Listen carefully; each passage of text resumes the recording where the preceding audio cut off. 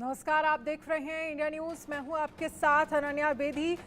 बात कर रहे हैं वाराणसी को लेकर। प्रधानमंत्री नरेंद्र मोदी वाराणसी में हैं। कुछ ही देर में उनका रोड शो होगा, जहां पर वाराणसी के लोगों की तरफ से तमाम तैयारियां की गई हैं। जगह जगह पीएम का भव्य स्वागत जो है वो किया जाएगा। और इसके साथ ही ये दौरा जो है वो अपने आप में इसलिए भी खास हो जाता है क्योंकि प्रधानमंत्री बनने के बाद पहली बार वाराणसी पहुंचे हैं। तीसरी बार यहां से पीएम ने जीत दर्ज की है और साथ ही वाराणसी की जनता का धन्यवाद करने के लिए भी पीएम यहां पर पहुंचे हैं। इन सब के बीच तमाम मायने में अपने आप में ये दौरा जो है वो बेहद खास और लगभग 8 बजे का वक्त बताया जा रहा है जब काशी विश्वनाथ के दर्शन प्रधानमंत्री नरेंद्र मोदी करेंगे। हिमांशु भट्ट जी हमारे साथ बने हुए हैं, अजीत मंदोला जी हमारे साथ हैं और साथ ही हमारे साथ साध्वी गीतांबा धर्मगुरु भी बनी हुई है। साध्वी गीतांबा, माफ कीजिएगा, हमारे साथ अजीत मंदोला भी है हमारे साथ। अजीत मंदोला जी आपके पास आएंगे। प्रधानमंत्री नरेंद्र मोदी वाराणसी पहुंचे, अपने आप में ये दौरा खास है और अपने संबोधन की शुरुआत भी जो है वो उन्होंने वहाँ की लोकल अंदाज में, ये कह सकते हैं लोकल लैंग्वेज के साथ जो है वो की। और ये साफ बताता है कि किस तरह से वाराणसी से पीएम अपना कनेक्शन जो है वो कहीं ना कहीं महसूस करते हैं। वो एक झलक जो है वो आज मंच पर नजर आई। और तीसरी बार प्रधानमंत्री बनने के बाद कितना अहम हो जाता है ये दौरा। ये प्रधानमंत्री मोदी के लिए ये दौरा बड़ा अहम इसलिए हो जाता है कि क्योंकि बनारस की जनता ने उनकी उम्मीदों पर कहीं ना कहीं क्या कहते हैं उनको एक तरीके से निराश किया। जो चुनाव है, चुनाव खत्म हो गए, वो चुनाव जीत गए, लेकिन जो जीत की उम्मीद प्रधानमंत्री मोदी कर रहे थे या उनकी पार्टी बीजेपी कर रही थी, उसमें कहीं ना कहीं बनारस ने उनको निराश किया है। अब वो शायद आज उन्होंने जो पूजा पाठ जिस तरीके से बातें कर रहे हैं, वो अपना कनेक्शन फिर से जो उनके साथ जोड़ रहे हैं, वो समझना चाहेंगे वहां पे अपने कार्यकर्ताओं से, अपने नेताओं से कि आखिर ऐसी क्या बात हुई।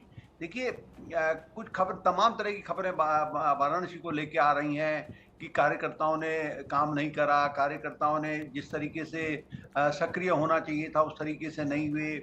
दूसरा, कांग्रेस के कैंडिडेट ने जिस तरीके से चुनाव को गुजराती बनाम बाहरी गुजराती वाला बनाया कि भाई गुजराती लोग यहाँ आके बैठ गए हैं, तमाम तरह की बातें हुई। अब तो खैर बीजेपी अपने स्तर पर जांच कर रही है, संघ अपने स्तर पर पता लगा रहा है कहाँ चूक हुई। लेकिन प्रधानमंत्री मोदी ने आज जिस तरह की अपनी उनकी बॉडी लैंग्वेज में देख रहा था, जिस तरह से उन्होंने वहां पे बोला है या जो गए हैं, वो यही कहने के लिए, शायद समझाने के लिए कि भाई देखिए मैं ये गंगा माँ है, मैं इसको नहीं छोड़ूंगा, बनारस को नहीं छोड़ूंगा। वो एक कहीं ना कहीं अपना फिर से पुराना जिसे कहते हैं रिश्ता जोड़ने की कोशिश कर रहे हैं। करना भी चाहिए, मेरा मानना है करना भी चाहिए। देखिए कोई बात नहीं, जो हार जीत का अंतर कम हुआ या जो भी बातें रही वो अलग चीज है, लेकिन प्रधानमंत्री मोदी ने जो भी है उत्तर प्रदेश में जब 2 बार वो चुनाव जीते हैं, भारी मतों से जीते हैं, उत्तर प्रदेश में बड़ा बदलाव आया है, बीजेपी की सरकार वहां पर है। जिस हिसाब से, इसमें कोई संदेह नहीं है कि उत्तर प्रदेश में बहुत बड़ा परिवर्तन देखने को मिला है। कानून व्यवस्था लेके तमाम चीजें, डेवलपमेंट भी हो रहा है, सड़कें बन रही है। जो बनारस का तो कहते हैं कायाकल्प ही कर दिया है, पूरा एक नया स्वरूप उसको दे दिया। उसके बावजूद भी अगर जनता जातिवाद पे, आरक्षण पर वोट करती है या एक कैंडिडेट ये कहता है कि साहब ये गुजराती यहाँ आके भर गए हैं इसलिए वोट करती है, तो बड़ा निराशा का भाव मैं मानता हूँ, बड़ा निराशाजनक इस तरीके से सोचना। लेकिन मेरा मानना है कि प्रधानमंत्री मोदी बहुत लोकप्रिय है वहाँ पे, और अभी भी जनता को लग रहा होगा कि हमसे कोई चूक हुई है, गलती हुई है। तो देखते हैं उसका आने वाले दिनों में क्या होता है, कैसे होता है, इस पे सबकी नजर रहेगी। जी ठीक है, हिमांशु जी से भी मैं इस पर कमेंट चाहूंगी। अजीत जी जिन बातों का जिक्र कर रहे हैं हिमांशु जी, आप इनसे कितना इत्तेफाक रखते हैं? देखिए, मैं बहुत लंबा नहीं कहूंगा, मगर नरेंद्र भाई का एक नारा था, सबका साथ सबका विकास। विकास तो सबका हो गया मगर सबका साथ नहीं मिला। यही एक थॉट, एक विचार उनके मन में अभी हो सकता है। और देखिए, आप ये ना समझिए ये बड़े राजनीतिज्ञ हैं मगर फिर भी इंसान है। एक बात को आपको समझना चाहिए कि ये भी एक इंसान है। 4.67 लाख की लीड 1.5 लाख पर आ जाए, इसका मतलब क्या होता है? इसका मतलब यह होता है कि सिस्टमैटिकली कुछ ना कुछ तो हुआ है। देखिए, एक बाजू लोग कह रहे हैं कि गुजराती जाके वहां पर घुस गए हैं। गुजराती नहीं होते, विकास ही नहीं होता था, क्योंकि बनारस के घाटों का शुरुआत से जब सब उनका सफाई अभियान चला, तब से जाके काफी गुजराती वहां पर है, और वो बात को हम नकार नहीं सकते। उसके साथ में मगर ये सबका साथ, सबका विकास और सबका विश्वास, ये जो सूत्र था ना, वो सूत्र को कहीं ना कहीं मनोमंथन आज ये सूत्र के बाबत में चल रहा हो कि क्या मैं सबका विकास नहीं कर पाया, इसीलिए मुझे सबका साथ नहीं मिला, सबका विश्वास नहीं मिला। देखिए नरेंद्र भाई तो अपने आप में वो मनोमंथन करेंगे और वो अपने कार्यकर्ताओं से जानना चाहेंगे कि आखिर में हुआ तो क्या हुआ, ऐसा क्यों होता है कि एक बूथ के ऊपर 761 वोट होने के बावजूद वहां पर प्रधानमंत्री नरेंद्र मोदी को खाली 4 वोट मिलते हैं, और वहां पर उनका भाजपा का माइनॉरिटी मोर्चा जो है उसके भी 50-70 वोट है, मगर फिर भी मिले कितने, 4 सिर्फ। तो ये तो कहीं ना कहीं सोचने वाली बात है, ये तो समझना पड़ेगा और अपनी नीति रीतियों को, अपनी श्रद्धा को और अपनी कार्यशैली को एक हिसाब से प्रतिपादित करना पड़ेगा मोदी 3.0 के अंदर कि विकास तो सबके लिए है और वो विकास तो होगा, मगर साथ में सबका साथ और सबका विश्वास भी जरूरी है। अगर आप विश्वास और साथ नहीं दोगे तो फिर ये विकास की जो अविरत गाथा जो चल रही है वहां पर तकलीफ हो जाएगी, क्योंकि जो विश्वास रखते हैं उनको हम दगा नहीं दे सकते। ये बात को भी समझना होगा कहीं ना कहीं, ज्यादा यत्न करके कि जो लोगों ने विश्वास नहीं रखा है उनको अपने पाले में करने के साथ में ये लोग जो शुरू से पिछले 30-40 साल से नरेंद्र भाई के साथ में चल रहे हैं उनको भी सराहना पड़ेगा, और ये बात बहुत स्पष्ट रूप से समझनी आज जरूरी है। जब हम काशी की बात करते हैं, जब अयोध्या की बात करते हैं, तो कहीं ना कहीं भाजपा को ये बात समझनी पड़ेगी कि ये तो मेरा ही है, इसीलिए उसको इग्नोर कर दिया। ये जो किया गया है ना, ये ज्यादा भारी पड़ा है, क्योंकि जो मेरा नहीं है उसको मैं अपना विश्वास लेने के कारण, विश्वास लेने के प्रयत्न करने के कारण जो मेरा है उसको मैं नहीं गंवा बैठूं, वो चीज कहीं ना कहीं उनको समझनी पड़ेगी। और यही मनोमंथन आज की प्रधानमंत्री की 4 तारीख के रिजल्ट आने के बाद, प्रधानमंत्री फिर से बनने के बाद ये जो विजिट है, ये विजिट प्रतिपादित करेगा। This is something like testing the waters of Ganga, how it is going to flow now. Ananya, बिल्कुल, अब सवाल यही है कि अगर मार्जिन जीत का कम हुआ है और जिन लोगों को विश्वास नहीं था या जिनको विश्वास में बीजेपी नहीं ले पाई, उसके लिए कौन कौन से बड़े फैक्टर ऐसे हैं जो काम कर रहे हैं। साध्वी गीतांबा जी हमारे साथ बनी हुई हैं।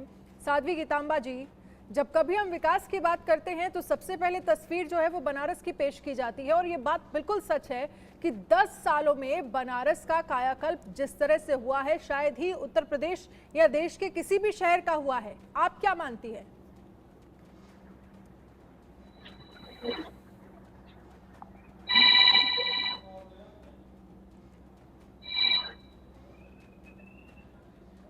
साध्वी गीतांबा जी, आपकी आवाज़ ठीक से हम तक नहीं पहुंच पा रही है, हम दोबारा से कनेक्ट करने की कोशिश करेंगे। अजीत मेंदोला जी, जिन बातों का जिक्र हिमांशु जी कर रहे हैं कि आप देखिए एक बूथ संख्या की ये स्थिति है, 761 वोट हैं और 4 वोट सिर्फ और सिर्फ बीजेपी को पड़े हैं। यानी अगर इतनी बड़ी संख्या में ये कह सकते हैं एक बूथ पर 761 लोगों का भरोसा अगर नहीं रहा है बीजेपी का, तो इसमें कौन कौन से बड़े फैक्टर काम कर रहे हैं, या फिर कार्यकर्ताओं में एक तरह से कह सकते हैं कि कार्यकर्ताओं की तरफ से जो काम किया जाना चाहिए था वो उत्साह लोगों में नहीं जगा पाए, एक ये बड़ा फैक्टर है। लेकिन जब हम विकास की बात करते हैं तो आपको क्या लगता है, जितना विकास, जितना कायाकल्प बनारस का हम पिछले 10 सालों में देख पाए हैं, शायद ही किसी शहर का हुआ है? बिल्कुल, देखिए मैं ये मानता हूँ कि ये बड़ा एक जिसे कहते हैं बड़ा रिसर्च का शोध का विषय है कि आखिर ऐसा क्या हुआ बनारस में कि प्रधानमंत्री मोदी जो है इतने कम मार्जिन से जीते, वो क्या कारण है संघ भी पता लगा रहा है बीजेपी में। लेकिन जो हम लोगों ने या जो मैंने अपने तरीके से जो हम लोग मैं समझ पा रहा हूँ, ये जो मैंने समझा है, देखिए 2-3 चीजें हुई है इसमें। एक तो कार्यकर्ताओं ने कहीं ना कहीं ये की कुछ करने की जरूरत नहीं है, हम लोग चुनाव जीत गए हैं, नंबर 1। नंबर 2 बात, पार्टी में कहीं गुटबाजी थी, इससे इनकार बीजेपी नहीं कर सकती है। गुटबाजी खींचतान थी और उसको आला कमान अगर नहीं समझ पाया तो ये भी मुझे बड़ा हैरान करता है, क्योंकि बीजेपी का आला कमान अब तक का सबसे शक्तिमान ताकतवर आला कमान है, जिसे कह सकते हैं कि भाई अगर वो जो कहता है सब जगह होता है। अगर वो ये नहीं पता लगा पा रहा है कि उसकी टीम और उसके लोग के मन में क्या बसा है, क्या वो कर रहे हैं, क्यों कर रहे हैं, क्या उनके मन में चल रहा है, तमाम तरह की। देखिए, विपक्ष ने भी बहुत अच्छे ढंग से चुनाव लड़ा और राजनीति बहुत अच्छे ढंग से की। पहली बात तो एक ये चीज उन्होंने फूट देने की कोशिश करी। अरविंद केजरीवाल ने एक बयान दिया कि योगी को हटा दिया जाएगा। उसके बाद उत्तर प्रदेश में एक प्रेस कॉन्फ्रेंस होती है जिसमें अखिलेश यादव भी कहते हैं योगी टारगेट है। कहीं ना उन्होंने एक दिल्ली में यूपी के बीच में, मतलब योगी बनाम सेंटर के बीच में एक दरार डालने की कोशिश अपोजिशन ने करी। बीजेपी अपने चुनाव के दौरान उस बात को उसको समझा नहीं पाई कि ऐसा नहीं है। बीजेपी कहीं ना कहीं आरक्षण के मुद्दे पे उलझ गई। आरक्षण एक मुद्दा था, इससे इनकार नहीं कर सकते आप, लेकिन भीतरघात जो था सबसे बड़ा खतरनाक था। भीतरघात होना, भीतरघात का मतलब आप ये समझिए कि आपकी जो टीम है वो अचानक पता चला आप लड़ाई लड़ने आगे बढ़ रहे हैं, पीछे जैसी अंतिम समय पर अंतिम वार करना, पीछे से टीम गायब हो गई। तो वो जो अंतिम वार होना था, अंतिम वार के टाइम पर वो टीम पीछे कहीं ना कहीं नदारत थी। ये बीजेपी को पता लगाना चाहिए कि आखिर वो क्या वजह थी। आरक्षण ठीक है, आरक्षण एक मुद्दा है, वो अलग बात है, मैं उसको इतना प्रभावशाली नहीं मान रहा हूं, क्योंकि अगर आरक्षण पूरे देश में चलता तो बीजेपी की इतनी सीटें नहीं आती। कहीं ना कहीं कार्यकर्ताओं में कोई निराशा का भाव था। अगर निराशा का भाव था तो क्यों था? संगठन अगर कमजोर पड़ा तो क्यों पड़ा? क्योंकि संगठन की बड़ी भूमिका होती है। और तीसरी सबसे अहम बात जो मैं समझ पा रहा हूं कि प्रधानमंत्री मोदी ने भरोसा जताया सब पे, और उसके बाद उन्होंने मान लिया कि भाई अब हमको वहां जाने की जरूरत नहीं है। कहीं ना कहीं देखिए, केंद्र में उनकी सरकार, स्टेट में बीजेपी की सरकार, अगर उनका जो खुफिया तंत्र है भारत सरकार का या स्टेट का, वो अगर ये पता नहीं लगा पा रहा कि कहाँ गड़बड़ी हो रही है, तो ये बड़ा हैरान करने वाला मामला है कि आखिर सबसे आखिरी चरण में वोटिंग की बनावट थी। तो ये सब चीजें ऐसी है जो कहीं ना कहीं बीजेपी का, और अगर माना कैंडिडेट का, जो कांग्रेस कैंडिडेट का ये कहना कि यहाँ गुजराती वो मीडिया जो यूट्यूबर के साथ घूम रहे थे कि यहाँ गुजराती आके भर गए हैं, गुजरातियों ने सारा काम ऑक्युपाई कर लिया है, लोकल का आदमी को काम नहीं मिल रहा है। अगर वो एक व्यक्ति, वो कांग्रेस ये कर रही है और बाकी जो सरकार वहां पे जो सरकार चला नहीं पता चल रहा, वो इस बात को क्लियरिटी नहीं कर रहे कि ऐसा नहीं है भाई, ऐसा नहीं है। विकास सबके लिए, रोजगार यहीं के लोगों को मिला है, मंदिर यहीं के लिए बना है, सारा यहीं के लिए हो रहा है। अगर ये बीजेपी के कार्यकर्ता, बीजेपी के वर्कर और प्रदेश के जो नेता हैं, अगर वो ये नहीं समझा पाए हैं तो ये बड़ी चिंता का विषय है और इसके लिए मंथन कर। देखिए, लोगों में बिल्कुल प्रधानमंत्री मोदी को लेकर मुझे नहीं लगता कि इतना गुस्सा होगा कि उन्होंने ये स्थिति ला दी कि कहीं 4 वोट पड़ रहे हैं और कहीं ना कहीं कुछ ना कुछ ऐसा वहां पे हुआ है बनारस में जो बीजेपी के लिए, बीजेपी को उसका पता लगा के उसकी सही स्थिति का आकलन करना चाहिए, वरना ये कहीं ना कहीं बीजेपी के लिए चिंता बढ़ाने वाला है आने वाले विधानसभा चुनाव में। जी चलिए, साध्वी गीतांबा जी भी हमारे साथ बनी हुई है। आपको मेरी आवाज आ रही है? बिल्कुल जी, साध्वी गीतांबा जी, क्योंकि आप जिस तरह से हमने देखा है पिछले वक्त में जो काम बनारस में किया गया, जो काशी में किया गया, और किस तरह से प्रधानमंत्री नरेंद्र मोदी लगातार विकास की सौगात काशीवासियों को देते रहे हैं, लेकिन इन सब के बीच जब भी हम विकास की बात करते हैं तो सबसे बड़ा उदाहरण जो है वो काशी को लेकर ही पेश किया जाएगा। लेकिन फिर भी अगर जीत का मार्जिन 2014 में हमने देखा 56.37% वोट, 2019 में 63.62%, यानी 2014 के कंपैरिजन में और ज़्यादा, लेकिन 2024 में ये घटकर 54.24% रह जाता है। तो इसकी सबसे बड़ी वजह आप क्या मानती हैं? इनके कार्यकर्ताओं का जो आत्मविश्वास था, भाजपा के कार्यकर्ताओं का, कि नहीं हम तो जीत जाएंगे, और घर घर ये लोग गए नहीं, घर घर लोगों से रिक्वेस्ट नहीं किए, लोगों को समझाए नहीं। पिछली बार जो चुनाव हुआ था तो उसमें घर घर मोदी की किताबें बांटी गई थी। इस बार कुछ भी नहीं हुआ, कोई भी कार्यकर्ता नहीं आया, कोई विधायक नहीं आए। तो हम जहाँ तक समझते हैं कि प्रचार प्रसार की और इनके आवाज़ को बताने में इनके कार्यकर्ताओं ने कमी किया है, पहली बात है। दूसरी बात यह है कि जो कांग्रेस और सपा जो मिल गई तो इसमें जातिगत वोट भी असर डाला है। लेकिन सबसे ज्यादा अगर दोषी माना जाएगा तो कार्यकर्ताओं को ही माना जाएगा। कार्यकर्ता कहीं भी नहीं पहुंचे हैं समय से। बिल्कुल, ठीक है। पर्ची भी नहीं बांटी है वहां पे, पर्चियां भी नहीं बांटी इन्होंने। हाँ, कुछ नहीं बांटे थे। अब अगली बार तो किताबें बटी थी, घर घर किताबें, मोदी का हर जगह क्या क्या कार्य किया है हर चीज मिला था। लेकिन इस बार एक कार्यकर्ता भी किसी के दरवाजे पर नहीं पहुंचे। हमारे ठीक है। आश्रम में आप जैसे कह हर रही हैं कि साल कहीं ना कहीं ओवर कॉन्फिडेंस जो है वो एक बड़ी वजह रहा है। दूसरा, इस पर तो मैं जवाब चाहूंगी हिमांशु जी आपसे, लेकिन एक चीज और, जिस बात का जिक्र किया जा रहा है संगठन और पार्टी में समन्वय की कमी या एक तरह से जो भी है बैलेंस जो है वो नजर नहीं आया धरातल स्तर पर जो होना चाहिए, एक वो भी बड़ी वजह है कि जीत का मार्जिन जो है वो कम हो गया। डेफिनेटली। अरे मैं तो ये कहूंगा कि ये तो नरेंद्र मोदी जी थे उम्मीदवार वहां पर, तो 1.5 लाख वोटों से जीत गए। ये नरेंद्र मोदी जी के नाम पे दिया गया वोट है और जिसकी वजह से इनकी विजय हुई है, वरना परिणाम कुछ अकल्पित होते थे। देखिए क्या होता है, जब संकलन पार्टी के बीच में और कार्यकर्ताओं के बीच में नहीं होता, तब एक मैसेजिंग जो होना चाहिए सही तरह से, साधु जी ने बता दिया अभी कि देखिए घर घर पुस्तिका बांटी जाती थी। गीता प्रेस गोरखपुर की पुस्तिकाएं 19 में बांटी गई थी। मोदी जी के बारे में भी काफी साहित्य बांटा गया था। जब वो फिजिकली नहीं आ सकते तो लोगों को उनके बारे में जानकारी दी जा सकती, मगर इस बारी वो कार्यकर लोगों के घर पे गया ही नहीं। यही चीज हमें गुजरात में भी देखने को मिली। देखिए ऐसी कोई बात भी नहीं है, नहीं आया है। गुजरात और में भी एक भाजपा के नेता बहुत सबसे बड़ी बड़ी बड़ी बात बात यह करते है थे, कि मोदी हर जी एक का सीट हम अपना 5 लाख क्षेत्र था वोटों जो से इतना जीतेंगे। वोट मिला है, नहीं तो कार्यकर्ताओं की तरफ तो एकदम नील था। कोई भी सामने नहीं आया, एक सदस्य नहीं सामने आया कहने के लिए कि नहीं आपको मोदी जी को वोट देना है। कोई भी नहीं आया है। हाँ ये सही उनका बात है, फेस था कि उनको सही कितना बात है, सही बात है।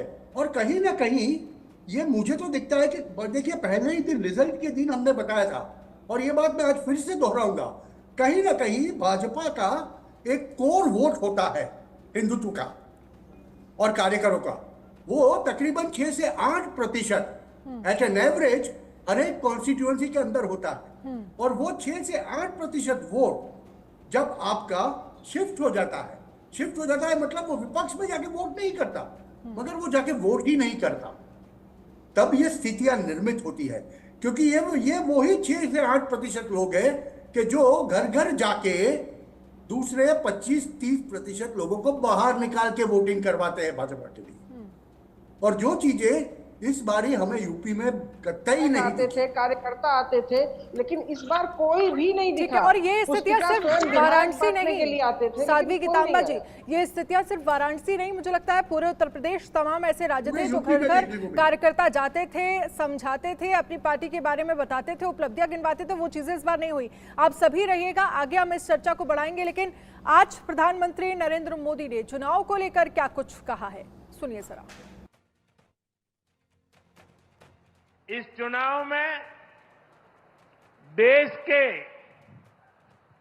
64 करोड़ से ज्यादा लोगों ने मतदान किया है। पूरी दुनिया में इससे बड़ा चुनाव कहीं और नहीं होता है, जहां इतनी बड़ी संख्या में लोग वोटिंग में हिस्सा लेते हैं। अभी मैं G7 की बैठक में हिस्सा लेने के लिए इटली गया था। G7 के सारे देशों के सारे मतदाताओं को मिला दे तो भी भारत के वोटर्स की संख्या उनसे 1.5 गुना ज्यादा है।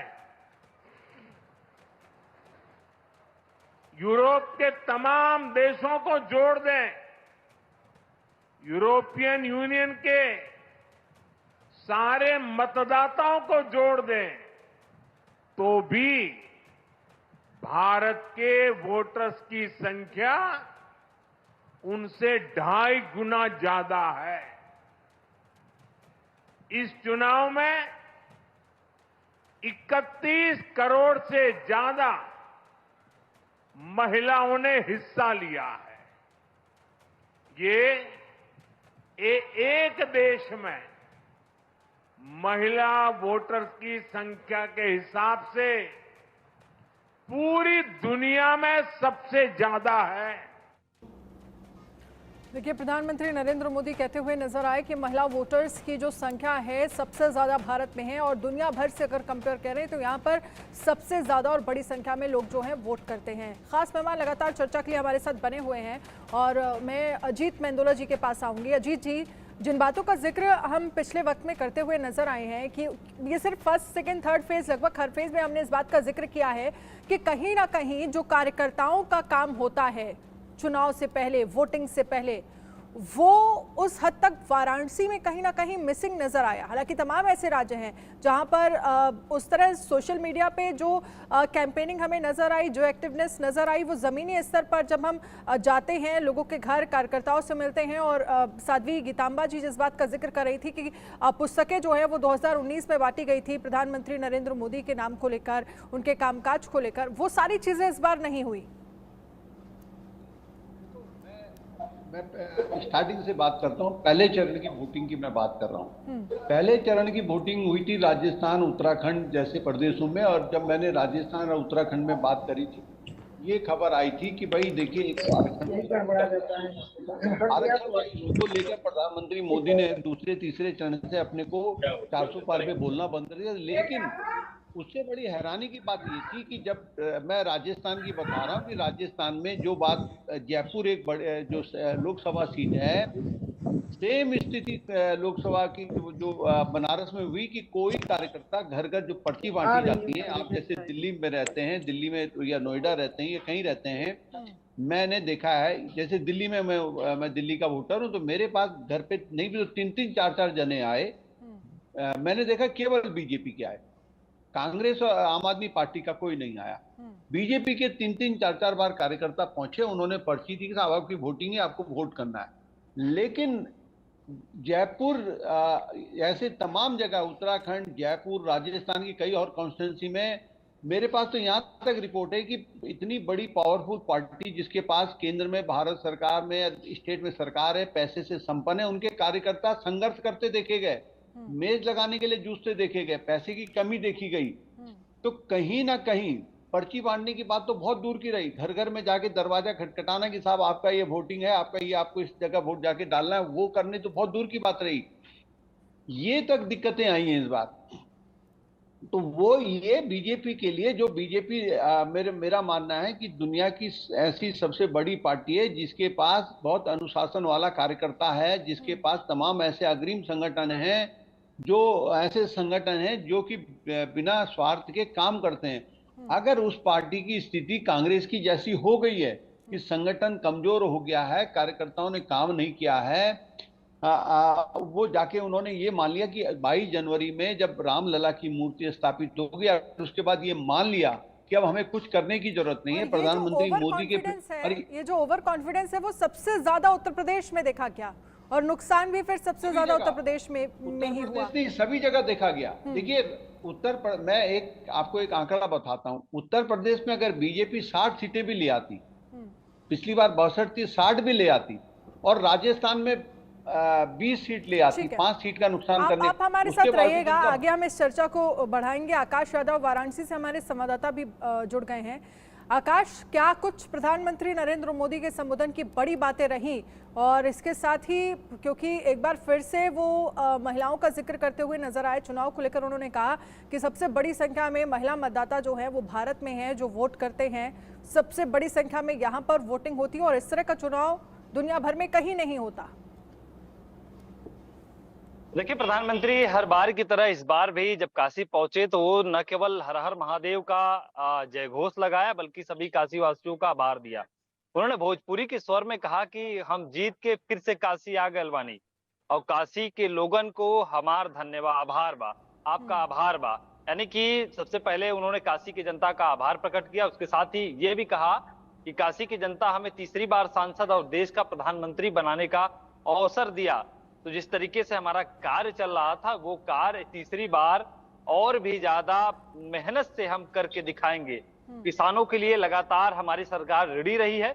इस बार भी हम चुन के केंद्र में गए हैं, मुझे सत्ता मिली है, तो इस बार भी हम किसानों के लिए पूरी करिएगा। साथ ही साथ ये भी बताइए कि रोड शो को लेकर आपके पास क्या जानकारी है। गंगा घाट भी प्रधानमंत्री नरेंद्र मोदी को जाना है, गंगा आरती में वो शामिल होंगे, इसको लेकर क्या अपडेट है? देखिए, प्रधानमंत्री अभी कुछ ही देर पहले वो पुलिस लाइन पहुंच चुके हैं। मैं जहां मौजूद हूं, ये मेहदीगंज जनसभा स्थल है, यहां से पीएम मोदी निकल चुके हैं और पुलिस लाइन पहुंच चुके हैं। वो बाई रोड होते हुए वो दशाश्वमेध घाट पे जाएंगे, यानी कि अघोषित रोड शो का पूरी तैयारी की गई है। जो रोड के दोनों तरफ आप देखेंगे तो बैरिकेड लगा दिए गए हैं। उसके साथ ही जो काशीवासी है वो फूल मालाओं से पीएम मोदी के काफिले के ऊपर फूल वर्षा करेंगे। तो पूरी तरीके से काशी तैयार है। भारतीय जनता पार्टी इस बार पीएम मोदी के स्वागत को लेकर कोई कोर कसर बाकी नहीं की है। पीएम मोदी जब दशाश्वमेध घाट पे जाएंगे, घाट पर 45 मिनट वो गंगा आरती में शरीक होंगे। इसके बाद वो नाव के सहारे काशी विश्वनाथ मंदिर, गंगा द्वार से प्रवेश करके काशी विश्वनाथ मंदिर में दर्शन पूजन करेंगे। रात्रि विश्राम पीएम मोदी का काशी में ही रहेगा। लेकिन ये रोड शो देखने की जरूरत है कि इस बार का जो ये अघोषित रोड शो है, कितनी भीड़ पीएम मोदी के स्वागत में, क्योंकि तीसरी बार सांसद बनने के बाद, देश का प्रधानमंत्री बनने के बाद वो काशी पहुंच रहे हैं, तो कितनी उत्साहित है काशी की जनता। मैं जिस जनसभा स्थल में मौजूद हूं, वहां पे पीएम मोदी के एक एक बात पे जय जयकार हो रहा था। हर हर मोदी, घर घर मोदी की बातें सुनने को सामने आ रही थी। जी बिल्कुल आकाश, आपके पास आएंगे क्योंकि प्रधानमंत्री नरेंद्र मोदी का रोड शो कुछ ही देर में शुरू हो जाएगा। देखना होगा कि कितनी बड़ी संख्या में लोग इस रोड शो को देखने के लिए उमड़ते हैं। और दूसरी बात यह कि कई ऐसे पॉइंट्स बनाए गए हैं जहां पर पीएम का स्वागत भी किया जाएगा। इन सब के बीच प्रधानमंत्री नरेंद्र मोदी ने अपनी जीत को लेकर काशी में क्या कुछ कहा, ये भी सुनिए। काशी के लोगों ने तो सिर्फ एमपी नहीं बल्कि तीसरी बार पीएम भी चुना है। इसलिए आप लोगों को तो डबल बधाई। साथियों, इस चुनाव में देश के लोगों ने जो जनादेश दिया है वो वाकई अभूतपूर्व है। इस जनादेश ने एक नया इतिहास रचा है। दुनिया के लोकतांत्रिक देशों में ऐसा बहुत कम ही देखा गया है कि कोई चुनी हुई सरकार लगातार तीसरी बार वापसी करे। लेकिन इस बार भारत की जनता ने ये भी करके दिखाया है। ऐसा भारत में 60 साल पहले हुआ था। तब से भारत में किसी सरकार ने इस तरह हैट्रिक नहीं लगाई थी। आपने ये सौभाग्य हमें दिया, अपने सेवक मोदी को दिया। भारत जैसे देश में जहां युवा आकांक्षा इतनी बड़ी है, जहां जनता के अथाह सपने हैं, वहां लोग अगर किसी सरकार को 10 साल के काम के बाद फिर सेवा का अवसर देते हैं तो ये बहुत बड़ी विक्ट्री है, बहुत बड़ा विजय है और बहुत बड़ा विश्वास है। देखिए, एक बार फिर से प्रधानमंत्री नरेंद्र मोदी कहते हुए नजर आए, बहुत बड़ी जीत है, बहुत बड़ा विश्वास है और इसी तरह से मैं काशी के विकास को लेकर आगे बढ़ता रहूंगा, ये प्रधानमंत्री नरेंद्र मोदी की तरफ से कहा गया। हमारे साथ खास मेहमान लगातार बने हुए हैं। साध्वी गीतांबा जी हमारे साथ हैं, हिमांशु भट्ट हमारे साथ बने हुए हैं और साथ ही अजीत मेंदोला जी भी हमारे साथ हैं। अजीत जी, क्योंकि हम लगातार आप जिस बात का जिक्र कर रहे हैं कि जो हमने कुछ चीज़ें जो हैं वो कहीं ना कहीं मिसिंग थी वो कार्यकर्ताओं की तरफ से, कि हमने देखा जगह जगह और हमने 2019 के चुनाव में भी देखा कार्यकर्ता जो जनसंपर्क करते हुए नजर आते थे, जो नुक्कड़ सभाएं होती हुई दिखती थी चुनाव से ठीक पहले, जिनके जरिए कामकाज गिनाए जाते थे, जिनके जरिए योजनाओं का जिक्र होता था, जिनके जरिए पिछले सरकारों में कितना लाभ लोगों को पहुंचा है इनका जिक्र होता था, वो इस बार पूरी तरह से ये कह सकते हैं कि नदारद था जमीनी स्तर पर। वो तो नदारद ही था, लेकिन मेरे को लगता है कि कहीं ना कहीं जो बीजेपी का अपना एजेंडा, हिंदुत्व का एजेंडा था, या प्रधानमंत्री मोदी ने अंतिम दौर के प्रचार में बहुत कुछ ऐसी बातें कहीं, ध्रुवीकरण के लिए तमाम प्रयास किए, वो भी कहीं ना कहीं वो चला नहीं। मुझे लगता है अगर वो भी अगर थोड़ा बहुत तो चलता तो शायद वोटिंग परसेंटेज बीजेपी के पक्ष में ज़्यादा बढ़ता। और बीजेपी उम्मीद कर रही थी कि जो आखिरी चरण के जो चौथे, पांचवें, छठे जो चरण थे उसमें बीजेपी को लग रहा था कि हम लोग थोड़ा अच्छा करने जा रहे हैं, अच्छा करता हुआ दिख रहे थे, क्योंकि आपने देखा होगा कि हर चरण में जो है मुद्दे बदल रहे थे। बिल्कुल बिल्कुल। तमाम ऐसे मुद्दे आ गए थे जिनको लेकर कई बार लगता था कि बीजेपी कहीं गड़बड़ा रही है, बीजेपी को लग रहा है कि स्थिति कहीं गड़बड़ होती जा रही है। मेरा ये कहना है कि बीजेपी के रणनीतिकार ये क्यों नहीं भांप पाए कि आप मुद्दों को तो ठीक कर रहे थे, मेंटेन कर रहे थे, लेकिन आपने साथ में ये नहीं देखा कि भाई आपकी टीम वो सड़क पे उतरी है कि नहीं उतरी है। अगर देखिए, पहला चरण आपने देखा कि टीम सड़क पे नहीं उतरी, दूसरा चरण आपने देखा कि टीम नहीं दिख रही थी ठीक से काम करते हुए। केवल प्रधानमंत्री मोदी अकेले अपने कंधों पर पूरा चुनाव ढो रहे थे, वो खींच रहे थे, ले जा रहे थे। और ये 240 सीटें भी प्रधानमंत्री मोदी की वजह से मिली हैं, इसमें किसी का कोई बड़ा योगदान नहीं था। मेरा मानना है प्रधानमंत्री मोदी का फेस था, लोगों को उन पर भरोसा था, इसलिए वोट दिया। अगर कार्यकर्ता और पूरी पार्टी कुछ देखिए, प्रधानमंत्री मोदी ने और बीजेपी ने भी कुछ फैसले करे, कुछ कैंडिडेट के टिकट काट दिए, और जैसे राजस्थान, मध्य प्रदेश, छत्तीसगढ़ में नए, लेकिन मैं मजेदार हैरानी की बात है कि मध्य प्रदेश में वही प्रयोग हुआ जो राजस्थान में हुआ। मध्य प्रदेश में बीजेपी सारी सीटें जीतती है और राजस्थान में 11 सीटों का नुकसान हो जाता है, जो कि बहुत महंगा पड़ गया बीजेपी को। तो ये बड़ा विचित्र चुनाव था कि आखिर देखिए उसमें, जैसे राजस्थान में तो देखिए सोशल इंजीनियरिंग कांग्रेस ने जातीय समीकरण इस तरीके का हो गया था कि बीजेपी ने पता नहीं क्यों नहीं उस पर गौर करा कि 3 बड़ी जातियां, जाट, गुर्जर, मीणा, ये आपसे नाराज हो गए। देखिए फिर छोटी छोटी बातें बड़े बनी है। जैसे मैं आपको बताऊं कि किसानों का जो आंदोलन था वो दिखने का सरकार ने उसको गंभीरता से नहीं लिया। दूसरा, पहलवान जो धरने में बैठे। तीसरा, जो ये अग्निवीर, देखिए क्या हुआ, पश्चिम उत्तर प्रदेश, हरियाणा और राजस्थान में जाटों ने बीजेपी को वोट नहीं करा और जाटों का वोट ना मिलने की वजह से बीजेपी 15-20 सीटें हार गई और वो 15-20 सीटें इतनी महंगी पड़ी हैं बीजेपी को। तो मेरा कहने का मतलब ये है कि भाई देखिए, जब पहलवानों का आंदोलन चल रहा था, तमाम यहाँ दिल्ली में धरने पर हो रहे थे, सरकार को उसको गंभीरता से लेने चाहिए। इस चुनाव ने एक मैसेज तो ये दिया है। हिमांशु जी कुछ कहना चाहते हैं? जिन बात का जिक्र अजीत जी कर रहे हैं, वो कह रहे हैं कि देखिए, एक तो जाटों की नाराजगी बीजेपी भाप नहीं पाई, इसलिए 15-20 सीटों का नुकसान हो गया, वोट परसेंटेज जो है वो कम हो गया, जीत का मार्जिन जो है वो कम हो गया, जिसमें अहम मुद्दे किसानों से जुड़ो की बात कर रहे हैं, किसानों की नाराजगी है, पहलवानों का धरने पर बैठना, और हमने हर फेज में इस बार देखा है, हर बार मुद्दे, हर फेज में, 7 फेज में मुद्दे बदले। मैं जो मानता हूं ना, बहुत स्पष्ट रूप से बताता हूं।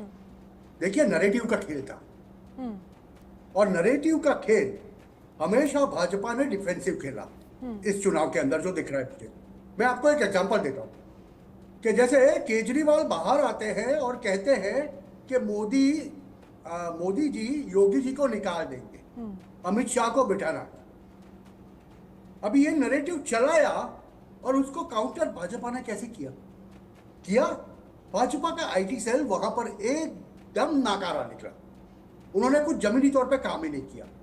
जब कांग्रेस की महिला वर्कर्स घर घर जाकर लोगों को कार्ड बेच रही थी 1 लाख की गारंटी का, और आपके अकाउंट में टनाटन पैसे आ जाएंगे कह रही थी, उसको भाजपा के कोई कार्यकर ने जाके काउंटर किया। अगर भाजपा का कोर कार्यकर, जो मैं पहले से कह रहा हूं, भाजपा का कोर कार्यकर जब हम कहते हैं, मतलब ये ओरिजिनल संघी लोग होते हैं, राष्ट्रीय स्वयंसेवक के लोग, वो जाके इनको समझा सकते थे, वो नैरेटिव को खत्म कर सकते थे। आज ये कहना पड़ेगा कि वो करने में वो नाकाम रहे। जो मंडोला जी बता रहे थे ना, राजस्थान में काफी सीटों पर ये चीजें हुई। जैसे उन्होंने बताया कि जाट नाराज था, तो हरियाणा में इन लोगों ने कहा कि हमें 35+1 चाहिए, तो 5 सीटें हार गए। देखिए, पहले 2019 तक वो लोगों ने जाटों को दरकिनार किया था, बाकी 35 को अपने पास रखा था। तो कहीं ना कहीं नरेटिव की खेल में भाजपा ने इस वक्त काफी जगहों पर गलतियां की है और उसका खामियाजा उन्हें आज भुगतना पड़ रहा है। जब आपके प्रमुख जाके कुछ ऐसा संदेश दे आएंगे और कहेंगे कि हम बड़े हो गए हैं, हमें रंग की जरूरत नहीं है, अगर उन्होंने ये बात गलत कही थी या उनको मिस इंटरप्रेट किया गया था, तो फिर भाजपा का आईटी सेल कहां था ऑन द स्पॉट उसको खंडन करने के लिए। जब ये बातें लोगों के बीच में पहुंच गई और लोग ये समझना शुरू हो गए कि ये तो योगी को हटा देंगे, तब तक आप चुप बैठे रहे। जब ऐसी बातें होती है तब सामान्यतः एक सामान्य वोटर होता है कोई पार्टी का, वो सोचता है यार ये पार्टी भी उसके जैसी ही है, चलो मुझे जाके वोट नहीं करना। और ये बातें उत्तर प्रदेश में, राजस्थान में हमें देखने मिली, हरियाणा में और बहुत ज्यादा कह सकते हैं कि वोटर्स के मन में असर भी कर गई, जिसका सीधा फर्क जो है वो पूरी वोटिंग प्रक्रिया पर जो है वो पड़ता हुआ दिखा। एक किसी पार्टी के फेवर में कहीं ना कहीं ये बड़ा एडवांटेज जो है वो पार्टियां लेती हुई नजर आई, जो मुद्दा उनके खुद की तरफ से उठाया गया था। आप लोग हमारे साथ रहिएगा, लेकिन किसानों को लेकर आज प्रधानमंत्री नरेंद्र मोदी की तरफ से क्या कुछ काशी में कहा गया, ये भी सुनिए जरा। अपने तीसरे कार्यकाल की शुरुआत मैंने इन्हीं के सशक्तिकरण से की है। सरकार बनते ही सबसे पहला फैसला किसान और गरीब परिवारों से जुड़ा फैसला लिया गया है। देश भर में गरीब परिवारों के लिए 3 करोड़ नए घर बनाने हो या फिर पीएम किसान सम्मान निधि को आगे बढ़ाना हो, ये फैसले करोड़ों करोड़ों लोगों की मदद करेंगे। आज का ये कार्यक्रम भी विकसित भारत के इसी रास्ते को सशक्त करने वाला है। आज इस खास कार्यक्रम में काशी के साथ साथ काशी से ही देश के गांवों के लोग जुड़े हैं। करोड़ों किसान हमारे साथ जुड़े हुए हैं और ये सारे हमारे किसान माताएं, भाई बहनें आज इस कार्यक्रम की शोभा बढ़ा रहे हैं। मैं अपनी काशी से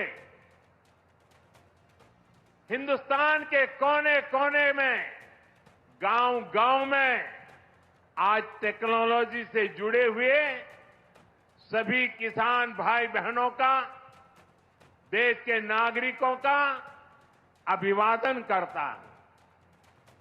थोड़ी देर पहले ही देश भर के करोड़ों किसानों के बैंक खाते में पीएम किसान सम्मान निधि के 20,000 करोड़ रुपए पहुंचे हैं। आज 3 करोड़ बहनों को लखपति दीदी बनाने की तरफ भी बहुत बड़ा कदम उठाया गया है। कृषि सखी के रूप में बहनों की नई भूमिका उन्हें सम्मान और आय के नए साधन दोनों सुनिश्चित करेंगे। देखिए, प्रधानमंत्री नरेंद्र मोदी की तरफ से कहा गया 30 करोड़ बहनों को लखपति दीदी बनाने का जिक्र उनकी तरफ से किया गया और ये कहा अजीत जी, किसानों को लेकर एक बार फिर से पीएम की तरफ से कहा गया और हमने शुरुआत से ही ये देखा है कि किसानों को लेकर लगातार बीजेपी सरकार काम करती रही है और एक बार फिर से उन्होंने कहा कि तीसरे कार्यकाल की अगर शुरुआत हो रही है तो सबसे पहले जो काम किया जा रहा है वो किसानों को सशक्त बनाया जाए। कैसे बनाया जाए, इसको लेकर लगातार सरकार प्रयास कर रही है। और जो 20,000 करोड़ की राशि जो है वो किसानों के खाते में आज डाली गई, यानी कि किसान सम्मान निधि की 7वीं किश्त डाली गई। लेकिन विपक्ष जो है वो शुरुआत से ही ये कहता नजर आया कि आप सम्मान निधि तो दे रहे हैं, लेकिन एमएसपी को लेकर गारंटी जो एक बहुत बड़ा मुद्दा रहा है, शुरू से ही हमने देखा है जब से किसान आंदोलन शुरू हुआ है, वो गारंटी को लेकर बहुत ज्यादा स्थितियां साफ नहीं हुई।